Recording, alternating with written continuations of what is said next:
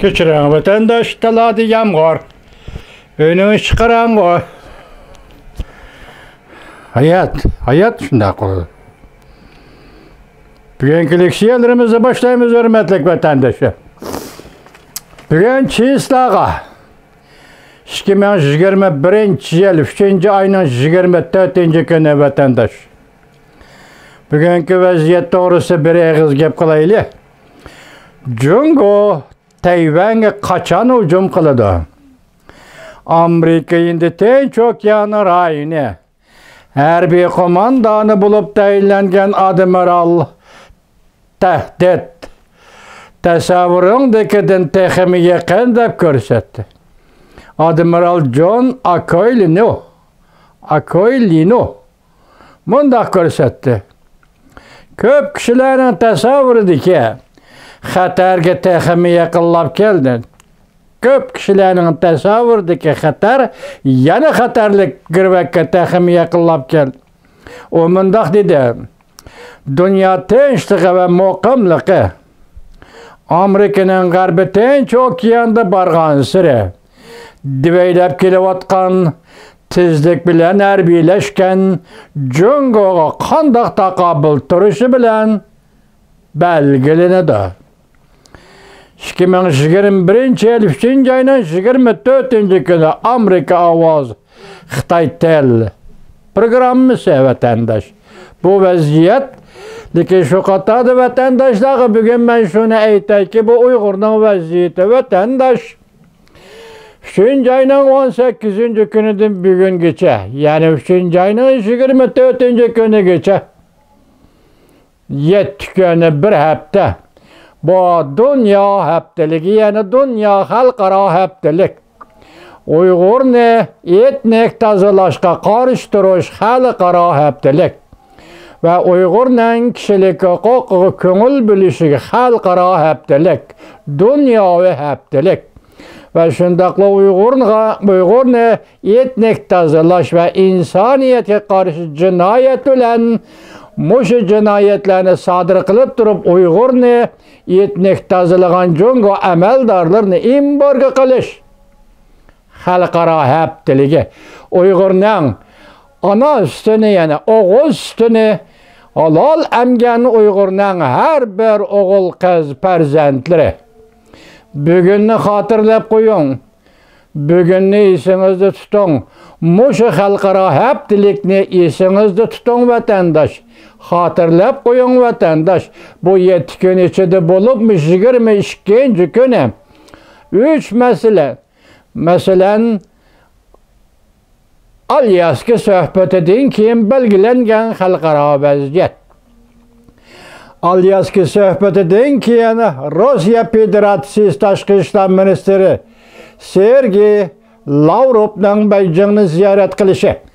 Nan'dan ve Guangxi'nin Göyleyin şehrinde Jungo bilen söhbet kuruşu. Yani Jungo'nun Taşkı İşler Ministeri Wang Yi bilen söhbet kuruşu. Bu en halkılık. Çünkü delmişi günü biz sizlerge ettik hürmetlik vatandaş. Amerika Avazı'nın Xitay Til programımızı da 23. günü 9 parça makale ilan kıldı. Bütünley Uyguristan ve Uygur'a münasebetlik. Bu işlerin köpü 22. günü yüzbedi. Mesela Amerika, Kanada, Angliya başçılığı 3 devlet. Avrupa İttifakı aza 27 devlet. Koşulup cemi 30 devlet Xitay'a türlük vasıtalar yani asaslığı. Mesela imbargo koyuş, kişilik hukukta tenkitleş, erkek kırgınçılıkta tenkitleş, muşa Katar'daki vasıtalar arkalık besim işletip, Jungo hükümetiga halkara tehdit değil. Muşunda tehdit peyda kılgan bir peytte Rusya Federasyası'nın Taşkı İşler Ministeri Sergey Lavrov'dan Beijing'de peyda buluşu. Biz sizlerge leksiyada sözlegendik. Amerika Avazı'da körsetkendik. O çok aşkarı körsetkendik bu katım. Yeni kelişim imzalaydı. Yaki konu kelişimni Kayniga so'raydi va yoki uzartdi va yoki koni kelishimga yangi modda qo'shiladi dedi. Bugungacha hech qanday kelishim to'g'risida bir xabar yo'q. Bugun sizlarga so'zlaymiz, faqat Jungo tarafdan padazlab chiqqan niqobni Amerika ovozi va boshqa vasıtalar, media vasıtalar ko'rsatibdi, anglatibdi. Biz buni niqob deb aytamiz, chunki tehi ikki davlat, Rossiya Federatsiyasi bilan Jungoning tashqi ishlar ministrlarining nanninda, ya'ni Gongşi'nin Gölün şəhərdə nemi deyişkənliginin həqiqi tərəfi yoşurun. Həqiqi tərəfi yoşurun kişilərə. Taşqırı dünyağı sözləydiğən tərəf aşkarı oldu dəvəsiniz buluverdi vətəndaş. Çünki bu intihai zor iş. Bütün dünyada xalqara cəmiyyəti bu intihai zor iş vətəndaş. Vaqt qaçan, onu biz biləlmədik. Hem vaqt qaçan bunu Rossiya taraf bilishi mümkün, belki Jungo taraf bilishi mümkün. Hazır men başta ötken türünki muhakimem dedim ki bu tapşırıq, xalqara tapşırıq. Xalqara tapşırıq bo'lganda Amerika Qo'shma Shtatlarning tapşırığı. Siz bu tapşırıqni becerisiz o'rinlaysiz. Alyaska suhbatida qaror qilingan. Xuddi ayni chaqda 1945-yil 2-oyning 11-14-kunlari Yalta yig'inida qaror qilingan ramka ichida Rossiya Sovet suhbati 2 qatim, 45-yili 1 qatim, 1950-yili Mao Zedong Stalin bevosita 1 qatim. Muşu işlerin hemmisi vatandaş. Bu acayip işler. Endilikte Beijing'e uğurlaştırıldı. Bu iş Rusya taraf bilen Jungo taraf Uygur meselesi doğrusu da. Ne mi dedi? Vakit kaçan, hakiki kararını ilan kıladigan vakit kaçan. Muşuna siz biz kütüdigan külle. Şuna muşu vaziyetten aytqanda hürmetlik vatandaş bu bir hafta Uygur haftaliki. Xalqara cemiyet orundan dasturab. Xalqara cemiyet orundan dasturab Uygur haftalik ötkizip dal muşu vaqt Rossiya bilen Jungo'nun 5'ini bir yere koşup, yani Beijing yaki Gölü yaki Nanning şehirde bir yere koşup Uygur toğrusu da onu karar kılış, bunu karar kılış cem kılgan bir gündür. Şunlaşka Uygur'un oğul kız perzentleri bu yetken xalqara haftalik, dünyavi haftalik, Uygur üçün tüzülgen, Uygur üçün təvirgen dünyanın ahırqı karar elişiği münasibetli kəptilik desiniz buldu. Şunu bilen bu gün mesela 24. günü anda xuddi xulası çıkarğandak Amerika Qo'shma Shtatlar Davlat Meclisi bir karar layihə maqullab derhal Uyguristan'ı tekşiriş ümigi əvətişini. Bunu tekşirip eniqlaştı, müracaat kıldı. Senatorla müracaat kıldı. Demek tügellendi bir vaziyet, bir haftalık vaziyet müşahede ahırlaştı. Bunun başkası keyinki gepler ve keyinki sözler. Kandak sözlüğüne doğu degen sözler. Hürmetlik vatandaş. Hazırkı ramki neme?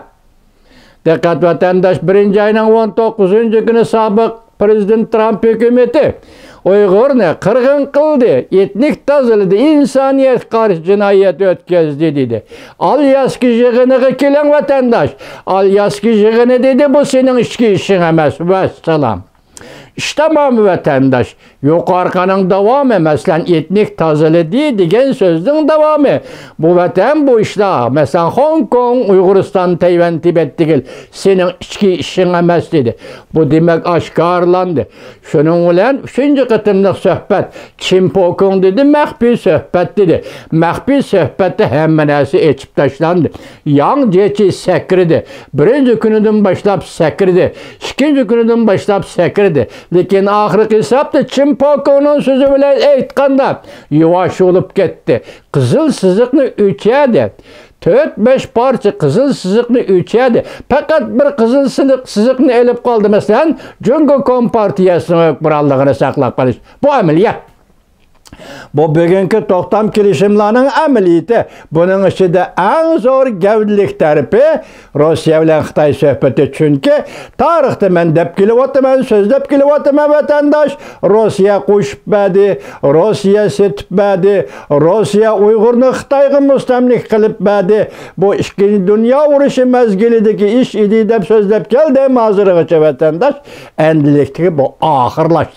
Men shuni his qilaman, ham shunday qarayman. Bu oxirlashdi. Bugungi ramka dastlabki etnik tozalash, keyingi bu sening ichki ishing emas. Keyingi bu sening ichki ishing emas. 3-chi qadamda shunga munosabatlik Rus bilan Xitoyning, ya'ni Beijing, Guangxining Guilin shahrida suhbatlashganligi. Tashqi ishlar ministri Wang Yi, tashqi ishlar ministri Rossiya Federatsiyasining Sergey Lavrov suhbatlashdi.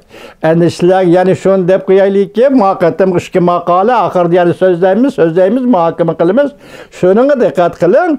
Bu qatimqi suhbatda masalan Sergey Lavrov bilan Wang Yi ministrining muxbirlarni kutib olish yig'inida Wang Yining so'zlagan so'zi bugun matbuotlarda oshkor bo'ldi. Lekin Sergey Lavrov nima dedi? Bu to'g'rida gap yo'q, yoki yozma gap yo'q, yoki tor betidagi suratli xabarlarda gap yo'q. Shuni hayron qolasizki, shundoq zo'r suhbatda Sergey Lavrov yoki demediki Xinjiang Jungoning ishi demedi, yoki demediki bu ishni bostirishni yoki lager qurishni Xitoy o'zi belgilaydi. Chunki bu Xitoyning ichki ishi demedi, yoki ichki ishi emas demedi. Xinjiang degan ismni eg'izga olmadi Lavrov. Buning uchun hayronmiz, ham xusholmiz vatandosh. Mushundoq paytda, mushundoq momentda, mushundoq suhbatda Sergey Lavrov shundoq deyish kerak edi. Buningga mesh nima demaydik, ajablanib ketmaydik. O to'xtalgan bo'lsa-mu ajablanmaydik. Lekin hozir shuni demidi.